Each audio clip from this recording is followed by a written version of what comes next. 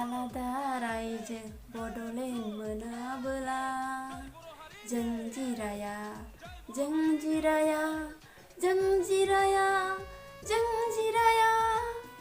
खुलुमबाय। दुलाराय बर' फरायसा आफादनि 56थि गोथार गायसनथाइ साननि गासैनिसिमबो गोजोन हामलायथि बावहरबाय। दिनैनि सानखौ जों गासैबो मिथिखायो जे दुलाराय बर' फरायसा आफादा 15 फेब्रुआरि बे सानाव जोनोम मोनजेनदोंमोन।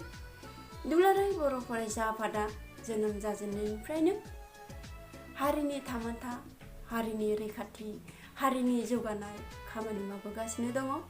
दुलाराय बर' फरायसा आफादा बर' हारिखौ बुहुमाव फांसे गेरेमसा दंफां महरै सोरजिनो थाखाय खामानि मावबोगासिनो दङ आरो इयुनावबो मावलांबाय थागोनखौ आं आसा खालामो।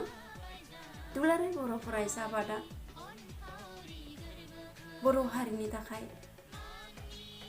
बर' हारिमुखौ लाखिनो थाखाय, बर' हारिखौ जौगालांनो थाखाय जोनोम जाजेननायनिफ्रायनो दिनैसिम खामानि मावबोगासिनो दङ आरो इयुनावबो मावबाय थागोनखौ आं आसा खालामबाय।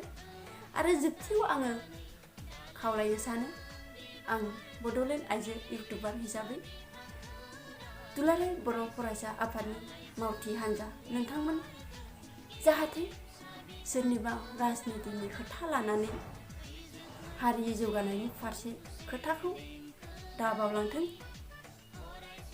हारिखौ खौसेथि लाबोनाय खामानि मावनायफोरखौ बे बुहुमाव बर'खौ फांसे दंफां गेरेमसा महरै सिनायथि होनो खामानि मावबोनायखौ दाबावलांथों।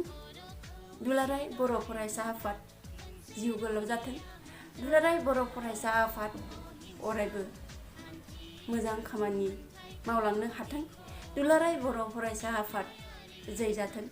दुलाराय बर' फरायसा आफाद थांनानै थाथों। दुलाराय बर' फरायसा आफाद खामानि मावबोनायाव दा लोरबां जाथों।